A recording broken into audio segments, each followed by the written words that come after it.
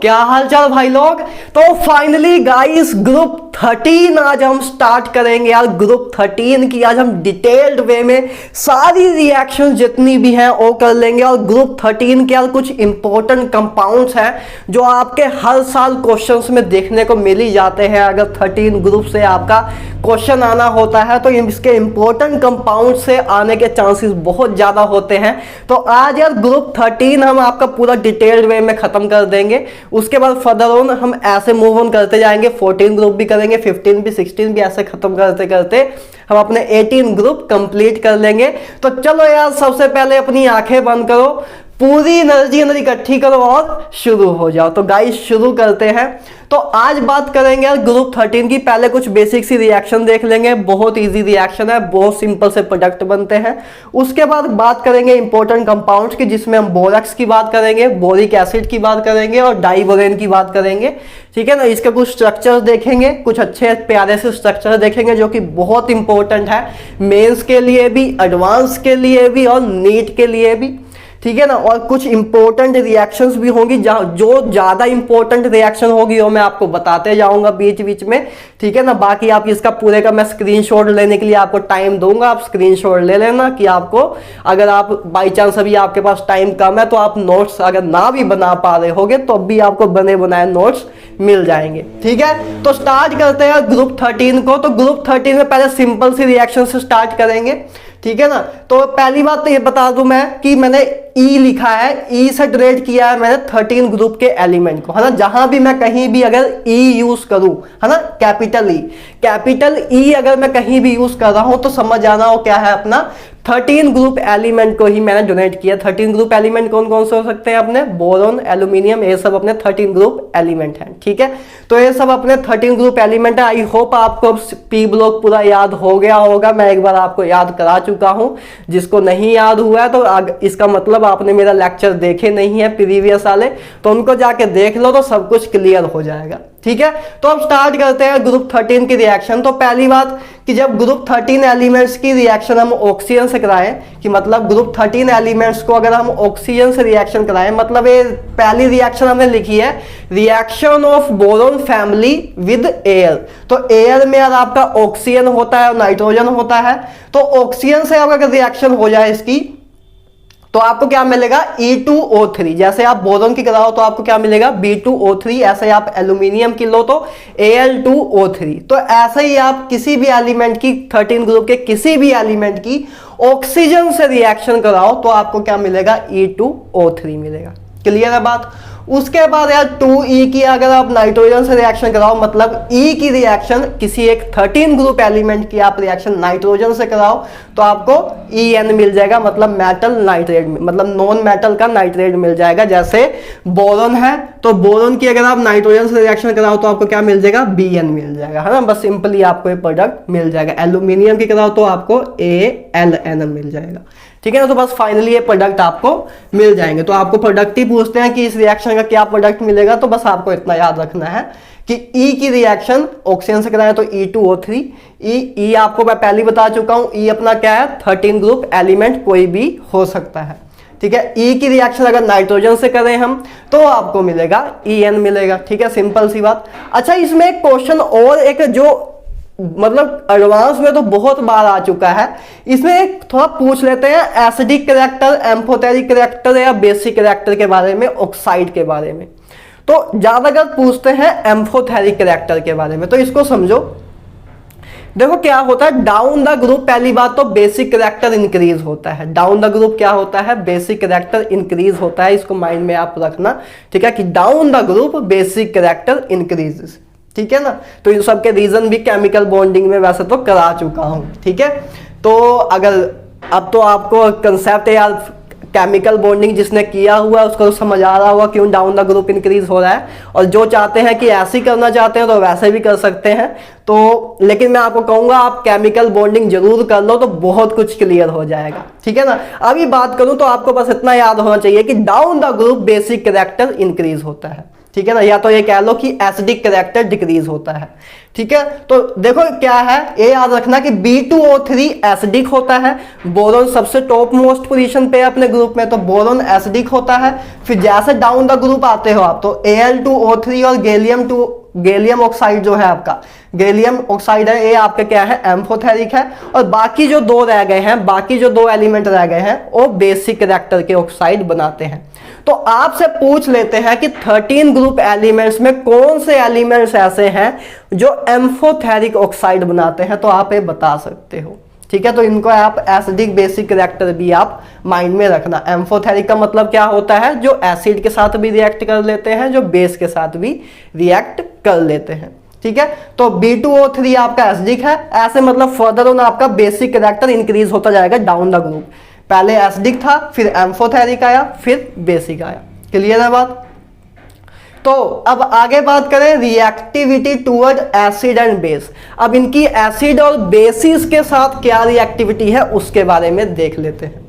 देखो बोरोन पहली बात रिएक्ट नहीं करता, बोरोन रिएक्ट नहीं करता, हम इसको माइंड में रखेंगे। ठीक है, कि boron does not react with acid और base at normal temperature and या ऑर्डिनरी कंडीशन पे बोरोन जो है आपका वो रिएक्ट नहीं करता। ठीक है ना, आगे बात करें एल्यूमिनियम की रिएक्शन, इधर इंपॉर्टेंट रिएक्शन है, क्योंकि एल्यूमिनियम क्या करता है, एसिड के साथ भी रिएक्ट कर जाता है, बेस के साथ भी रिएक्ट कर जाता है। तो इसको देखो, तो एल्यूमिनियम की रिएक्शन अगर हम HCl से कराते हैं तो AlCl3 और 3 हाइड्रोजन आपको मिल जाता है, हाइड्रोजन गैस रिलीज हो जाती है। तो कभी कभी तो ये भी पूछ लेते हैं कि एल्यूमिनियम जब किसी एसिड से रिएक्ट करता है तो क्या हाइड्रोजन गैस रिलीज होती है, तो आप बोलोगे यस, हाइड्रोजन गैस रिलीजेस। ठीक है ना, और एक बेस की रिएक्शन भी है कि एल्यूमिनियम की जब NaOH और वाटर, मतलब NaOH के साथ रिएक्शन कराए इन अल्कलाइन वाटर वाला मीडियम में, है ना, मीडियम में हम कराएं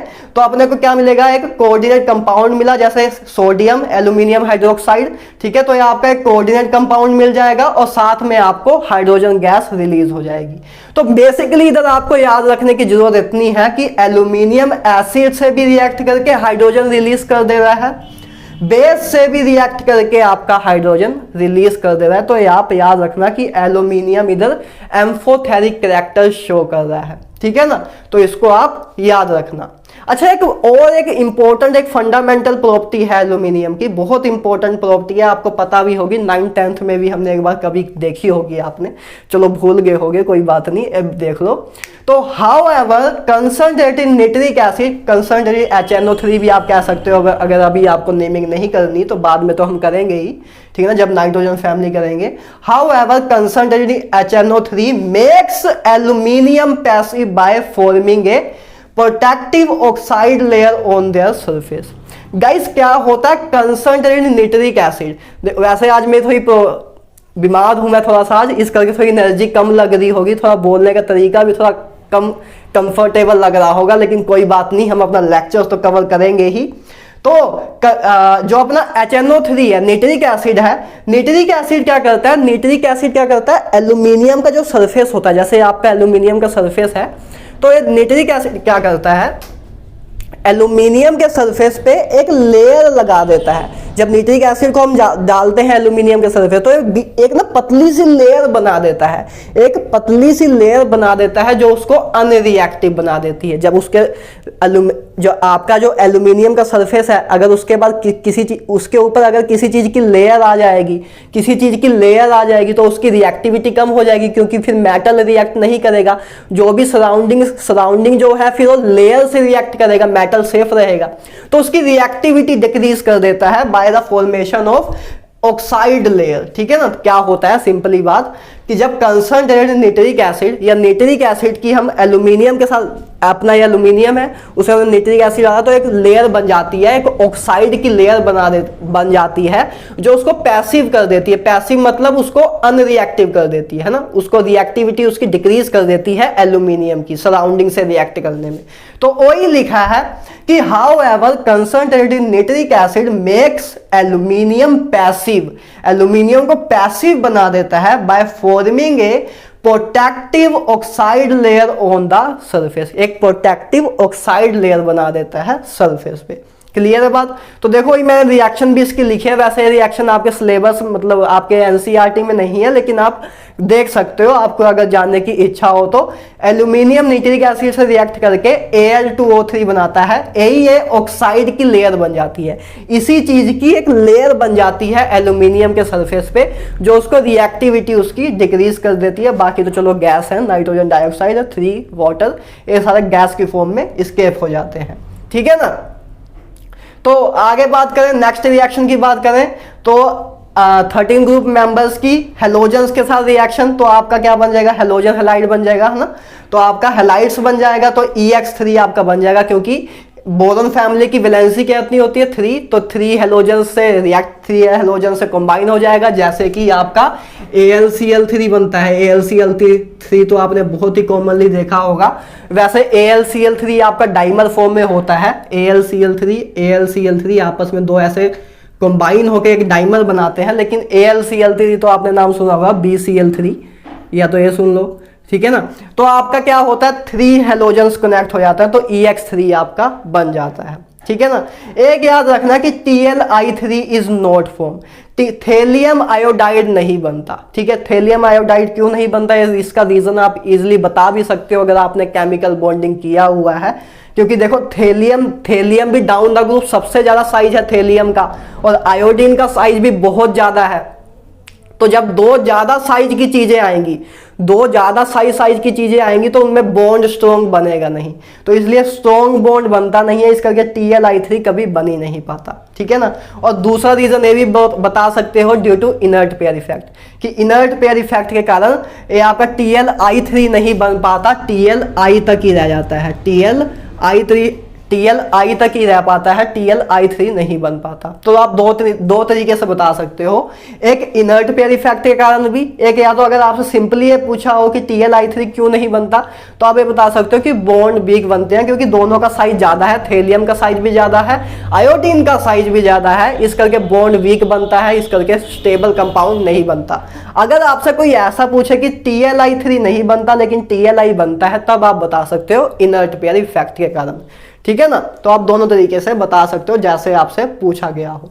तो आगे बात करें, तो चलो आगे बात करें, अब आगे बात करेंगे यार हम कुछ इंपॉर्टेंट कंपाउंड्स ऑफ बोरोन के, और इसी में बेसिकली जो इसकी रिएक्शन है ये ज्यादा इंपॉर्टेंट है। तो सबसे पहला कंपाउंड है अपना बोरेक्स। बोरेक्स देखते हैं, one of the most important compound of boron. Boron का एक बहुत ही इंपॉर्टेंट कंपाउंड है बोरेक्स। तो इसका देखो फॉर्मूला क्या है, पहले इसका फॉर्मूला है Na2B4O710H2O, ठीक है, इसका ये फॉर्मूला है, ठीक है ना। इसका लेकिन जो एक्चुअल फॉर्मूला है ए है, ठीक है ना। याद इजी वे में यार गाइज, इसको इजी वे में याद रखने के लिए हम इसको ऐसे याद रख लेते हैं।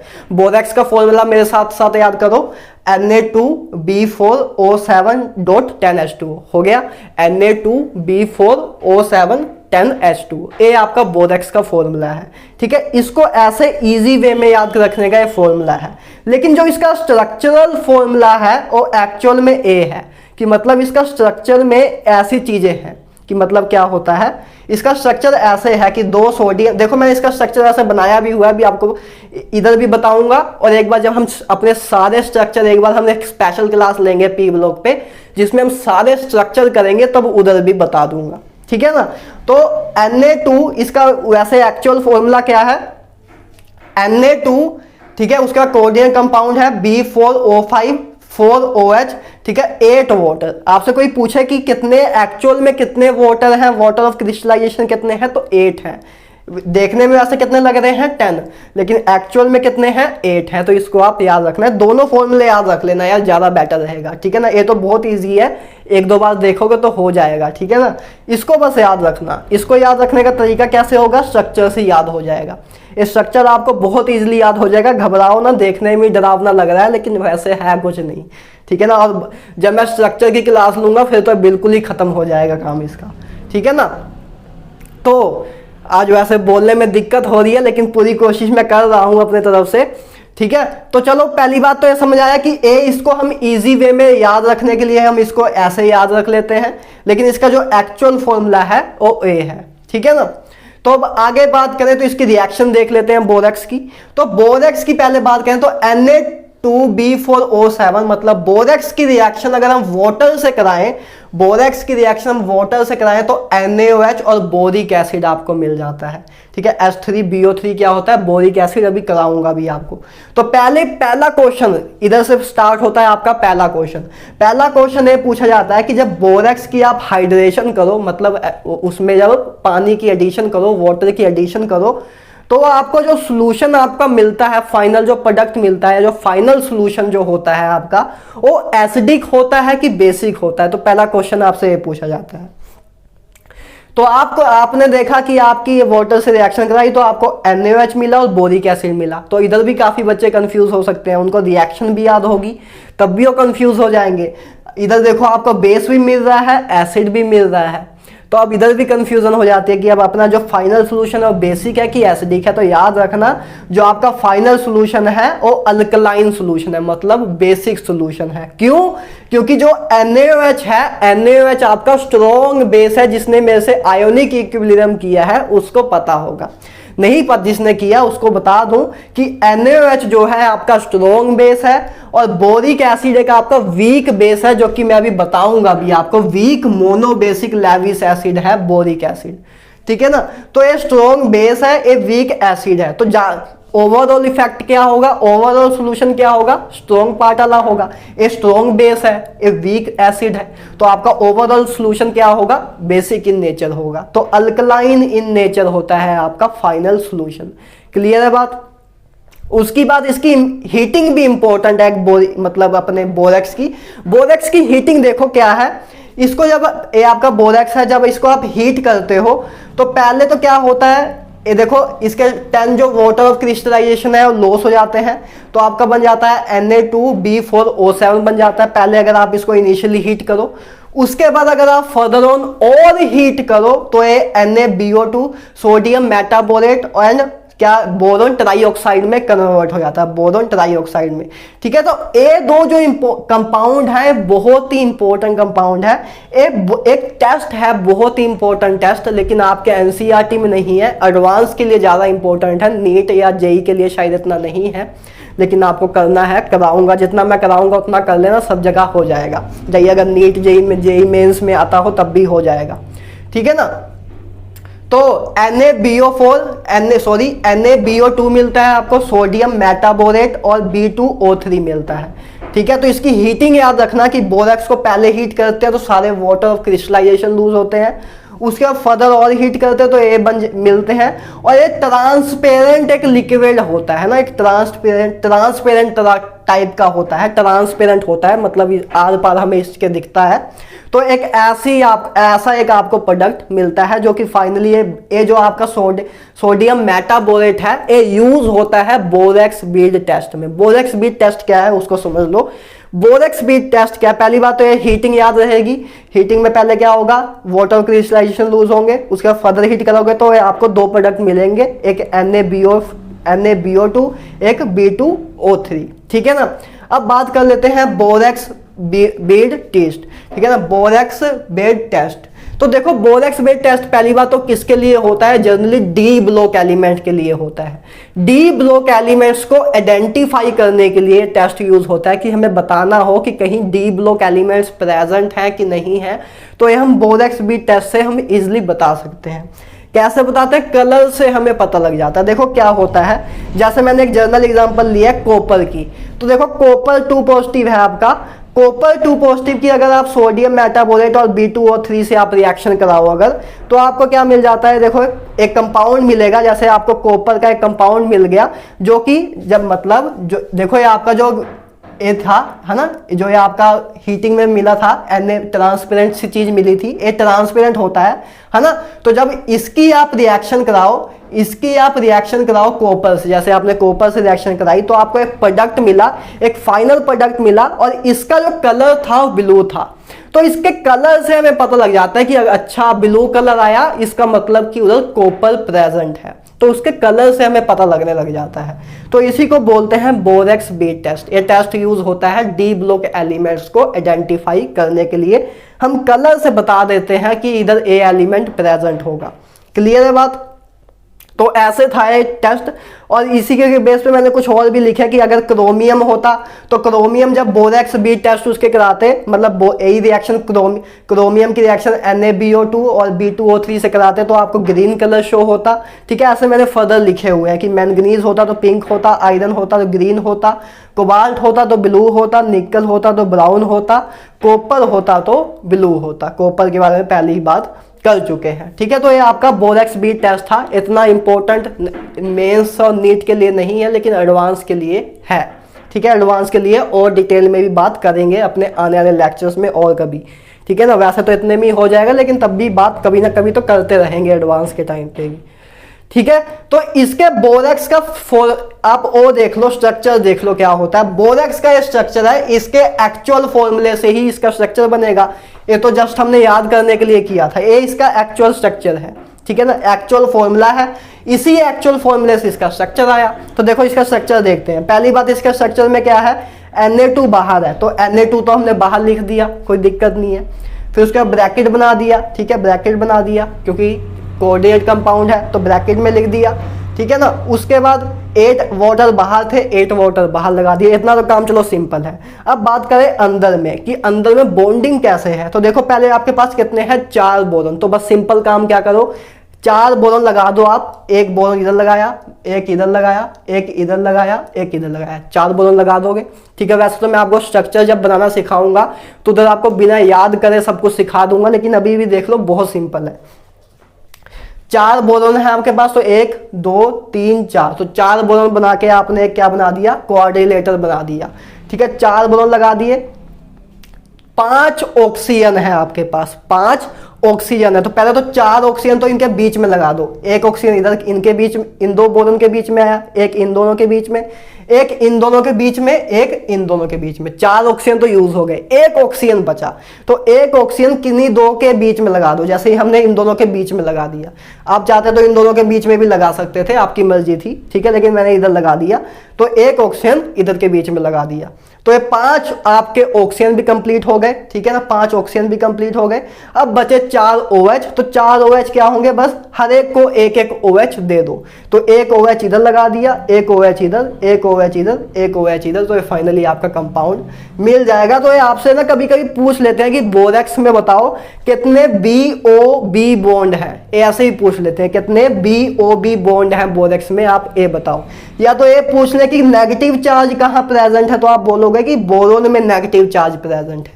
ठीक है ना, देखो क्यों, क्योंकि आपका Na2 2 सोडियम है, 2 सोडियम मतलब 2 पॉजिटिव, हर एक सोडियम पे एक पॉजिटिव चार्ज होगा ना, हर एक सोडियम पे एक पॉजिटिव चार्ज होगा। तो 2 सोडियम है आपके पास, तो 2 पॉजिटिव चार्ज है तो 2 नेगेटिव चार्ज भी होंगे। तो 2 नेगेटिव चार्ज, एक बोरोन इस पे है, एक बोरोन पे इस पे है। क्लियर है बात? ठीक है ना, तो ये थी बात यार बोरेक्स के बारे में। ठीक है, इसका फॉर्मूला आप स्ट्रक्चर याद रखना, बाकी मैं आपको एक अपनी स्पेशल क्लास में भी करा दूंगा। ठीक है, अब नेक्स्ट बात करें यार ऑर्थोबोरिक एसिड की। ऑर्थोबोरिक एसिड भी एक इंपॉर्टेंट कंपाउंड है बोरोन का। ठीक है, इसकी बात कर लेते हैं।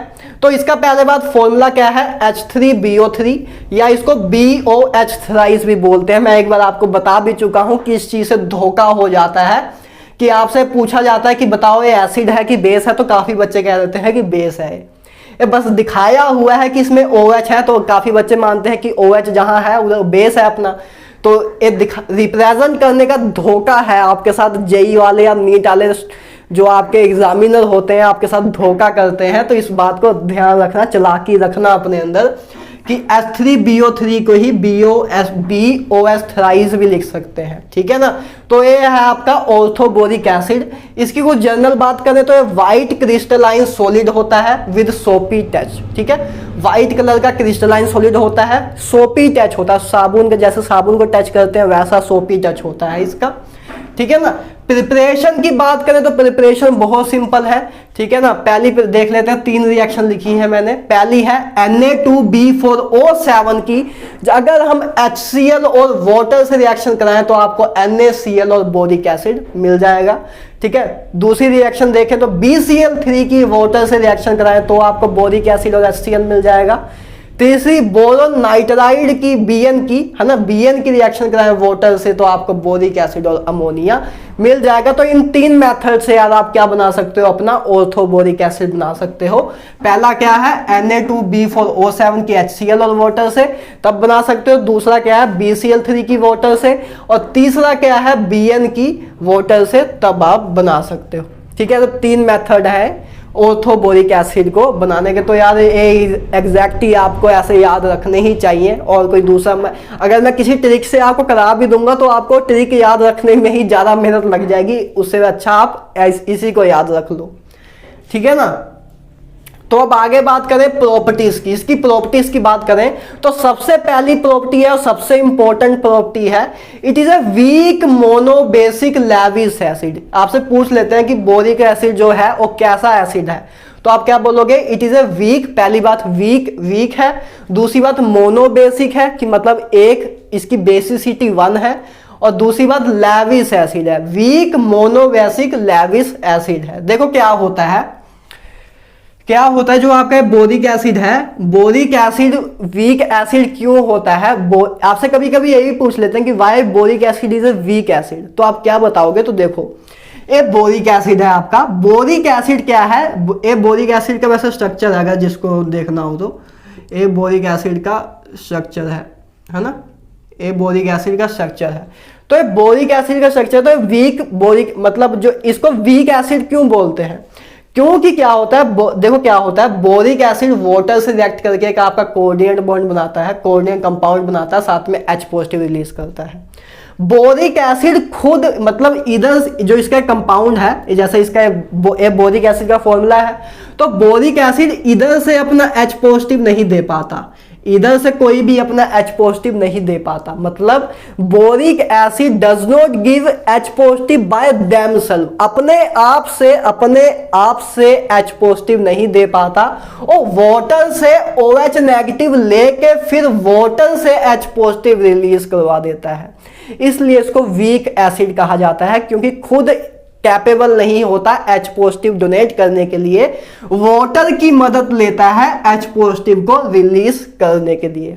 क्लियर है बात, तो इस बात को आप दिमाग में रखना, ठीक है ना। और मोनोबेसिक क्यों कहा गया, क्योंकि एक ही H पॉजिटिव रिलीज होता है 1 मोल ऑफ इसके लिए, है ना, 1 मोल ऑफ बोरिक एसिड के लिए। तो ये आपका वीक मोनोबेसिक लेविस एसिड होता है, पहली बात है याद रखना। एक्शन विद हीट, इसका हीट के साथ एक्शन क्या होता है, तो बोरिक एसिड की पहले अगर आप 100 डिग्री सेल्सियस में रिएक्शन कराओ, ठीक है, तो आपको HbO2 मिलता है, जिसको हम मेटाबोरिक एसिड बोलते हैं। ठीक है ना। कभी कभी पूछ लेते हैं, एक बार आया भी हुआ है JEE 2019 में कि बताओ मेटाबोरिक एसिड का फॉर्मूला क्या है, तो आपको पता होना चाहिए। पता ही मेटाबोरिक एसिड की ऑक्सीडेशन नंबर पूछा था कि स्ट्रक्चर पूछा था, आप चेक कर लेना, लेकिन बात बता रहा हूं कि मेटाबोरिक एसिड पे कभी कभी डायरेक्ट क्वेश्चन भी आ जाता है। तो H3BO3 की हीटिंग से पहले आपको HbO2 मिलता है, याद रखना मेटाबोलिक एसिड क्या होता है, HbO2। तो HbO2 मिलता है, उसको अगर फर्दर ऑन हीट करो 160 डिग्री सेल्सियस पे, तो आपको क्या मिलेगा, H2B4O7 मिलेगा, जिसको हम बोलते हैं टेट्राबोरिक एसिड। इसका फॉर्मूला भी याद रखना, अभी तक आया नहीं हुआ है लेकिन अब आ सकता है, ठीक है ना। और उसके बाद आगे फर्दर ऑन हीट करें तो फाइनली आपको B2O3 मिल जाएगा, बोरोन ट्राई ऑक्साइड। तो इसकी हीटिंग यार इंपॉर्टेंट है, इसको आप दिमाग में रखना। मेनली इसमें ये भी याद रखना कि इस कंपाउंड को क्या बोलते हैं, इसको मेटाबोरिक एसिड, इसको टेट्राबोरिक एसिड बोलते हैं। क्लियर है बात। आगे बात करें रिएक्शन विद अल्कोहल, तो ए रिएक्शन मतलब जो ये रिएक्शन है यार आपके वैसे एनसीईआरटी में नहीं है, तो बेसिकली शायद जेईई मेंस नीट में शायद ना आए, लेकिन एक इंपॉर्टेंट रिएक्शन है एडवांस के पर्पस में, तो इसको आप देख लो एक बार, ठीक है ना। तो एक क्या है रिएक्शन विद अल्कोहल, जिसको हम कह सकते हैं टेस्ट ऑफ बोरिक एसिड, कि बोरिक एसिड का टेस्ट अगर हमें कोई देखना हो तो ये है टेस्ट ऑफ बोरिक एसिड, भी इसको हम कह सकते हैं। तो बोरिक एसिड की जब आप अल्कोहल से रिएक्शन कराओ, इथेनॉल से रिएक्शन कराओ, ठीक है, तो आपको एक कंपाउंड मिलता है जो कि ग्रीन फ्लेम कलर का होता है। ग्रीन कलर की फ्लेम जब ये रिएक्शन होती है तो आपको कॉर्नर से ना जहां रिएक्शन होती है उधर ग्रीन फ्लेम मिलती है, ग्रीन कलर की फ्लेम मिलती है, तो आपको पता लग जाता है कि अच्छा ये इस मतलब आपके कंपाउंड में आपकी रिएक्शन में बोरिक एसिड यूज हुआ था, तो हमें पता लग जाता है। तो ये टेस्ट है टेस्ट ऑफ बोरिक एसिड की। अगर हमें पता करना हो कि कहीं बोरिक एसिड प्रेजेंट है कि नहीं, तो बस क्या करो, अल्कोहल लो, उसको डाल दो जहां भी आपने चेक करना है कि इधर बोरिक एसिड प्रेजेंट है कि नहीं। डालने के बाद अगर आपको ग्रीन फ्लेम शो हो रही है तो समझ जाना बोरिक एसिड उधर आपका था, जो कि अल्कोहल से रिएक्ट करके एक ऐसा कंपाउंड बना दिया जो कि ग्रीन फ्लेम शो कर रहा है। तो आपको पता लग जाएगा टेस्ट ऑफ बोरिक एसिड हो जाएगा आपका, ठीक है ना। उसके बाद आगे बात करें यार, नेक्स्ट कंपाउंड की बात करें, one of the most important compound of boron, और इससे यार क्वेश्चन बहुत आते रहते हैं। ये है आपका डाइबोरेन। क्या है आपका डाइबोरेन? पहला क्वेश्चन तो आपको हाइब्रिडाइजेशन से ही आता है। आपसे पूछते हैं कि आपसे वैसे ना जनरली यही पूछते हैं कि BH3 की हाइब्रिडाइजेशन क्या होगी, तो लोग मार के क्या आएंगे, sp2। लेकिन आपको क्या मार के आनी है, sp3, कि BH3 की हाइब्रिडाइजेशन क्या होती है, sp3, sp2 नहीं होती। इसको याद रखना। पहला क्वेश्चन मैं इधर से ही क्लियर कर देता हूं आपको कि इधर से पहली गलती यही होती है, बाकी सब में ज्यादा गलती नहीं होती कुछ। BH3 आपका sp2 हाइब्रिडाइज नहीं होता, sp3 होता है। ऐसा क्यों होता है? क्योंकि BH3 आपका कभी भी ऐसे नहीं होता। BH3 हमेशा डाइमर की फॉर्म में प्रेजेंट होता है। BH3 हमेशा डाइमर की फॉर्म में प्रेजेंट होता है, तो B2H6 बना के बनता है, तो आपका डाइबोरेन बनता है, ठीक है। तो आपसे लेकिन ऐसे नहीं पूछते कि B2H6 की हाइब्रिडाइजेशन बताओ, तब तो आप बता ही दोगे। आपसे सिंपली पूछते हैं BH3 की, तो आपको तब पूरा गलती ना कर देना। तब आपको पता होना चाहिए कि इसकी sp2 नहीं sp3 हाइब्रिडेशन है, क्योंकि BH3 कभी भी ऐसे प्रेजेंट नहीं होता, हमेशा ये डाइमर बना के रहता है।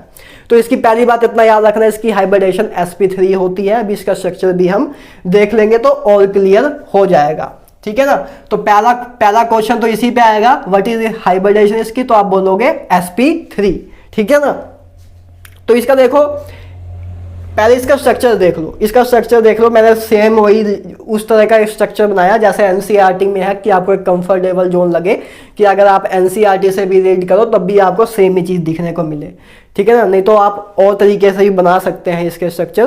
तो ये देखो क्या बनाया मैंने।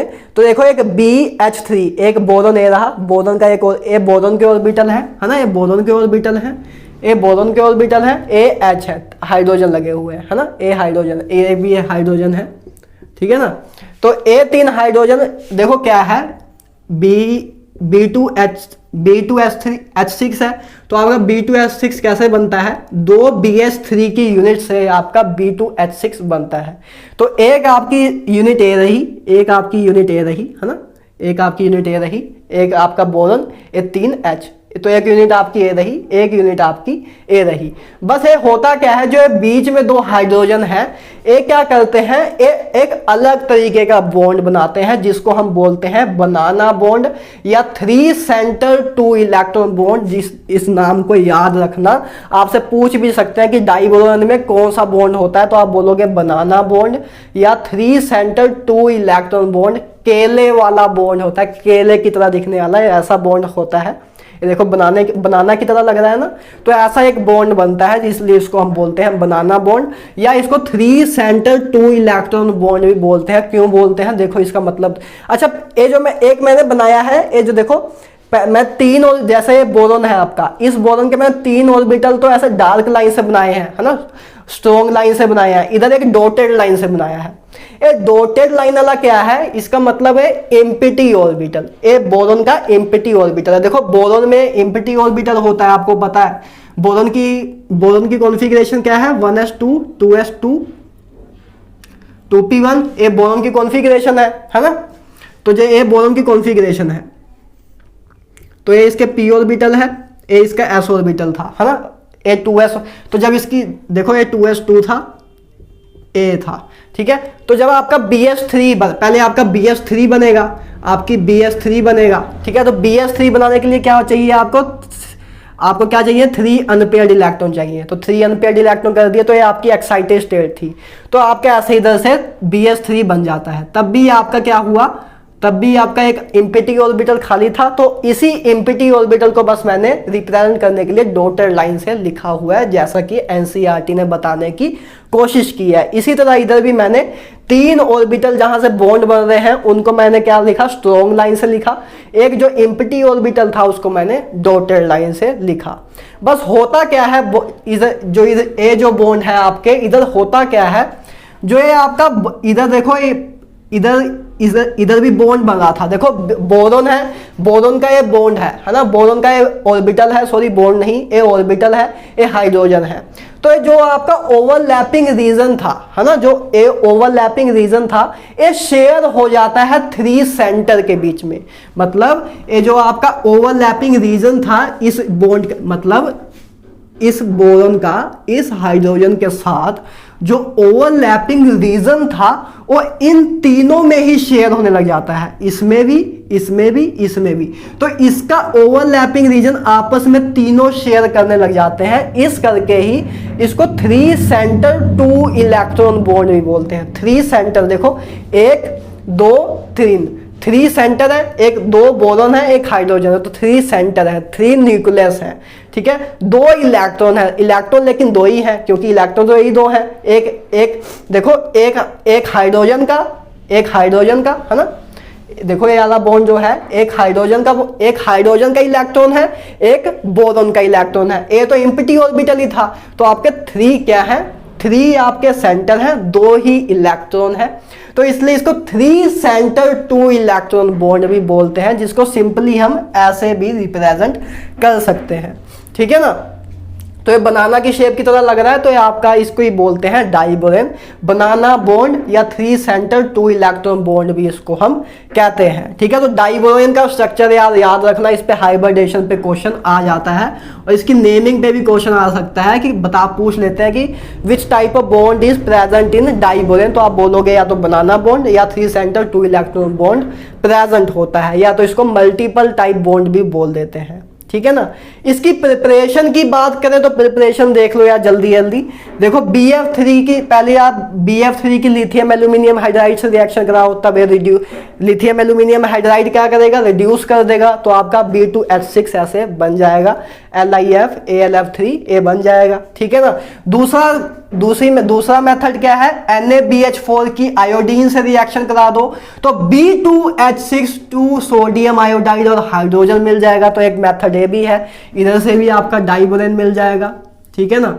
और तीसरा मेथड है BF3 की, आप सोडियम हाइड्राइड से रिएक्शन करा दो, तो भी आपको B2H6 मिल जाएगा, ठीक है। और फोर्थ भी एक और भी देख सकते हो, B2O3 की 3 हाइड्रोजन और एल्यूमिनियम से रिएक्शन करा दे 150 डिग्री सेल्सियस पे, तो B2H6 और प्लस Al2O3 आपको मिल जाएगा, ठीक है। तो 4 मेथड है, इससे आप क्या बना सकते हो, आपका डाइबोरेन बना सकते हो, ठीक है ना।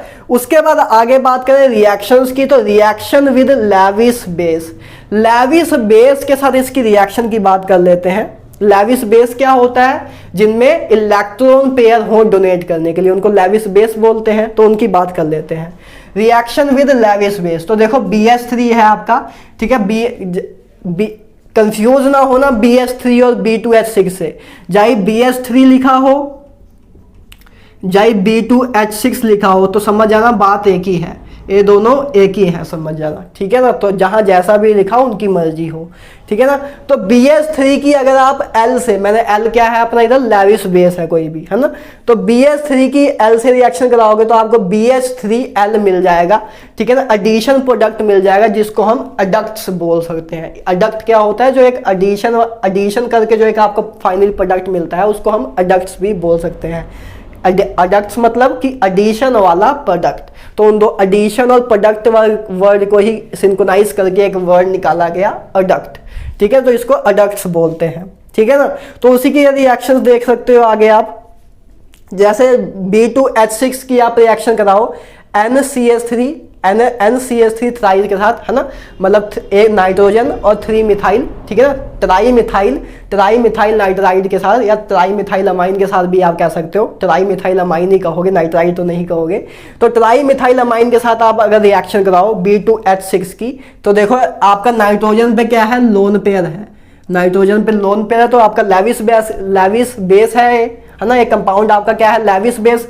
तो लेविस बेस के साथ रिएक्शन कराओ B2H6 की, तो आपको क्या मिल जाएगा, अडक्ट मिल जाएगा, बस ऐसे NCH3 थ्राइस ऐसे ऐड हो जाएगा और कुछ नहीं, ठीक है ना। इसी तरह B2H6 की आप कार्बन मोनोऑक्साइड से कराओ तब भी आपको एडक्ट मिल जाएगा BH3CO, ठीक है ना। रिएक्शन विद अमोनिया की बात करें तो अमोनिया भी वैसे आपका क्या है, अमोनिया भी आपका लेविस बेस ही है, ठीक है, तो मिलेगा इधर भी एडक्ट ही, बस अमोनिया की कुछ और भी फर्दर एक्सटेंशन है, इसलिए मैंने इसको थोड़ा अलग रिप्रेजेंट किया है। वैसे आपको पता है कि अमोनिया भी क्या है, आपका एक लेविस बेस है, क्योंकि इसमें भी एक लोन पेयर प्रेजेंट है, तो इसमें भी एक एडक्ट तो आपका बनेगा ही, लेकिन इसमें थोड़ा सा फर्दर एक्सटेंशन भी है, उसको देख लो। B2H6 की अगर आप अमोनिया से रिएक्शन कराते हो लो टेम्परेचर पे, तो आपको क्या मिलता है, B2H6 टू अमोनिया, मतलब पहले तो एडक्ट मिल गया, ये तो चलो सिंपल सी रिएक्शन थी, जब आप लो टेम्परेचर या नॉर्मल टेम्परेचर पे आप रिएक्शन कराओ। लेकिन अगर आप टेम्परेचर हाई रख दो तो आपको BnX मिल जाता है, ठीक है ना, BnX मिल जाता है, बोरोन नाइट्राइड मिल जाता है, इसको बोलते हैं इनऑर्गेनिक ग्रेफाइट, या इसको और बोल सकते हो आप बोराजोन, इसको क्या बोल सकते हो, बोरोजोन बोल सकते हो, ठीक है। तो इसको याद रखना कि आपसे पूछ लेते हैं कि इनऑर्गेनिक ग्रेफाइट किसको बोलते हैं, तो आप याद रखना BnX को, या Bn को भी आप कह सकते हो, उसको इनऑर्गेनिक ग्रेफाइट या बोरोजोन बोलते हैं, तो इसको आप याद रखना, इंपॉर्टेंट क्वेश्चन इस पे बन जाता है, ठीक है ना, इसके नेम पे कि इनऑर्गेनिक ग्रेफाइट किसको बोलते हैं। क्लियर है बात। और एक रिएक्शन अमोनिया की और है यार डाइब्रोइन के साथ, कि जब B2H6 और अमोनिया 1:2 में हो, मतलब कि अगर B2H6 आपका 1 हो तो उस टाइम अमोनिया अगर 2 हो तो 1:2 में हो, जैसे इधर आपके 3 अमोनिया थे, सॉरी 3 डाइबोरेन थे, तो आपके अमोनिया कितने होने चाहिए, 6, मतलब 2 गुना होने चाहिए। तो जब 1:2 में हो डाइबोरेन एंड अमोनिया, तो आपको क्या मिलता है, B3N3H6 प्लस 12 हाइड्रोजन मिलता है, और जो है आपका कंपाउंड है ना B3N3H6, इसको क्या बोलते हैं, इसको बोलते हैं इनऑर्गेनिक बेंजीन, इसको क्या बोलते हैं, इनऑर्गेनिक बेंजीन। एक आपका बेंजीन होता है, वो क्या होता है, ऑर्गेनिक कंपाउंड होता है ना, बेंजीन आपका क्या था, organic compound, B2H6, sorry inorganic, ए था आपका बेंजीन, ए आपका ऑर्गेनिक कंपाउंड है। ऑर्गेनिक कंपाउंड क्या होते हैं, जो कार्बन हाइड्रोजन ऑक्सीजन से बना हो, तो ये आपका ऑर्गेनिक कंपाउंड था। लेकिन जो ए है B3N3 कहाँ गया, B3N3H6, ए आपका क्या है, इनऑर्गेनिक बेंजीन इसको बोलते हैं। इसलिए किस लिए इनऑर्गेनिक बेंजीन बोलते हैं, क्योंकि इसका स्ट्रक्चर जो है, मैं आपको स्ट्रक्चर बना के दिखा भी सकता हूँ चाहूँ तो, वैसे तो मैंने सोचा था कि इसको आपको जब स्ट्रक्चर की क्लास होगी तभी देख लेंगे, लेकिन चलो तब भी, जस्ट ए मिनट। तो ए इसका स्ट्रक्चर होता है, इसमें हर एक जगह हाइड्रोजन होंगे,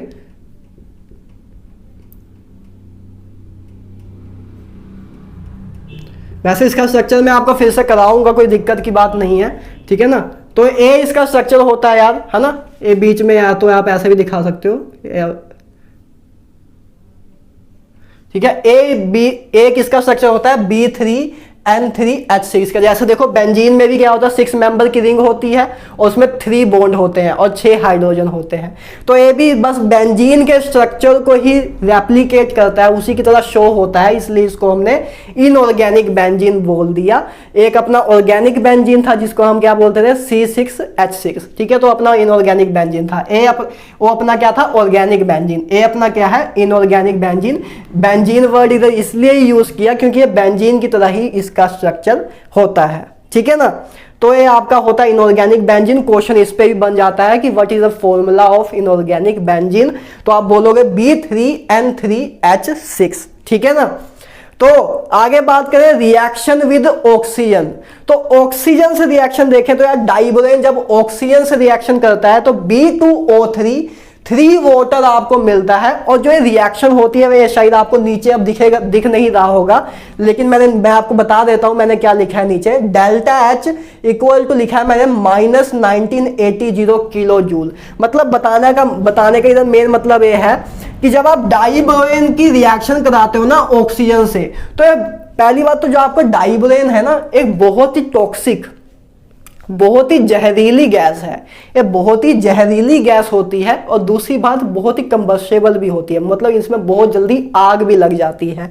तो इसलिए जब B2H6 की आप रिएक्शन ऑक्सीजन से कराते हो तो आपको जो प्रोडक्ट मिलते हैं, तो जो ये जो रिएक्शन है ना, बेसिकली बात करूं, सिंपली बात करूं, तो जो रिएक्शन है ये हाईली एक्सोथर्मिक रिएक्शन है, मतलब इसमें बहुत ज्यादा अमाउंट में हीट रिलीज होती है। आपको शायद दिखे ना, क्यों दिखेगा ही नहीं क्योंकि कैमरा में शो नहीं हो रहा होगा। वैसे मैं आपको बता दूं कि इसकी इंथैल्पी ऑफ मतलब इसमें बहुत सी एनर्जी रिलीज होती है इस रिएक्शन में। हाईली एक्सोथर्मिक रिएक्शन है जब आपकी बोरोन डाइबोरेन की आप रिएक्शन कराते हो ऑक्सीजन से, ठीक है ना। तो ए था यार सारा आपका 13 ग्रुप, बहुत मुश्किल से करा पाया हूं, मतलब बहुत गला भी दर्द कर रहा था इस करके, थोड़ा उस एनर्जी में था भी नहीं मैं, लेकिन मैं पूरी कोशिश अपनी तरफ से जितना हो सक रहा है कर रहा हूं, ठीक है, करते रहेंगे। तो लेकिन आपका इससे बाहर कोई 13 ग्रुप में क्वेश्चन नहीं आएगा, ठीक है ना। बस थोड़ा सा भी गला खराब है इस करके एनर्जेटिक वे में उतना नहीं है, लेकिन पूरी कोशिश करेंगे जल्दी से जल्दी सब कुछ सही करने में। तो आज के लिए इतना ही बहुत है यार। ग्रुप 13 आप पूरा कंप्लीट कर लेना, ठीक है, इसका स्क्रीनशॉट आप ले लेना। मिलते हैं नेक्स्ट वीडियो में, तब तक good bye, have a nice day. इसका आप स्क्रीनशॉट ले लो।